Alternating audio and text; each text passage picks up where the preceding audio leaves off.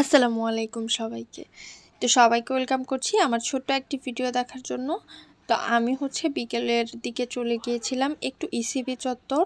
তো ইসিবি চত্বরে যাওয়ার উদ্দেশ্য হচ্ছে একটু মিনা বাজারে যাব আর সাথে হালকা পাতলা ফুচকা খাবো। তো যাই হোক, এখানে আমি মিনা বাজারে ঢুকে গিয়েছি। এখানে আমার কিছু সস নেওয়ার আছে। বাসায় টমেটো সস, চিলি সস, তারপরে সয়া সস, সব সসই আমার একবারে শেষ হয়ে গিয়েছে। তো ভাবলাম যে মিনা বাজার থেকে নিয়ে যাই। এখানে একসাথে অনেক অপশনস থাকে, তো দেখে বেছে নেওয়া যায়। তো এখানে প্রথমে কফি দেখলাম। কফি দেখে মনে হলো যে বাসায় কফি শেষ, কফি নিতে হবে।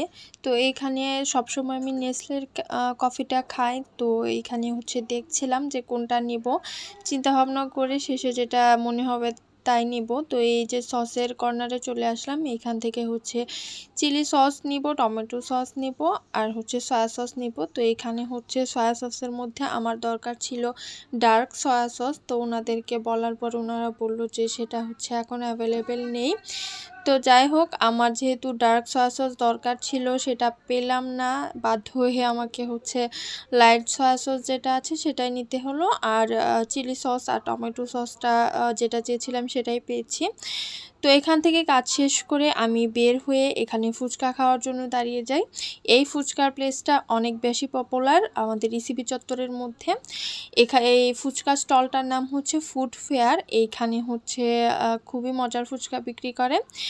আর এই ফুচকাটা এক প্লেটের দাম নেয় 50 টাকা। 50 টাকায় এখানে টোটাল 9টা ফুচকা দেয়। আর এটার টকটা আমার বেশ ভালো লাগে, কারণ আমার কাছে ফুচকার টকটা একটু মিষ্টি হলে ভালো লাগে। খুব বেশি টক বা ঝাল থেকে মিষ্টিটা একটু ব্যালেন্স থাকলে আমার বেশ ভালো লাগে, মিষ্টি টক। তো এইখানে ওনারা মিষ্টি টকটা দেয়, তো তার জন্যই আমার কাছে এনাদের ফুচকাগুলো বেশ ভালো লাগে। আর এইখানে সন্ধ্যার পর হলে একদম পুরো লাইন লেগে যায়। যে দেখেন, আমরা জাস্ট দাঁড়িয়েছি আর এইখানে অনেক লাইন হয়ে গেছে। অনেকেই আসে এই স্টলটাতে ফুচকা খাওয়ার জন্য। এটার লোকেশনটা দেখিয়ে দিই। এটা ইসিবি চত্বর যে ফুট ওভার ব্রিজটা আছে তার পাশে মিনা বাজার, তার পাশে যে খাবারের দোকানগুলো আছে তার থেকে 2 নাম্বার দোকানটাই ফুড ফেয়ার। এইখানে ফুচকা, তারপরে মিনি বার্গার আর অনেক কিছু পাওয়া যায়। তো আজকে আমি যে ড্রেসটা পরে এসেছি সেটা কিন্তু গতদিন কিভাবে বানিয়েছি সেটা টিউটোরিয়াল দেখিয়েছিলাম।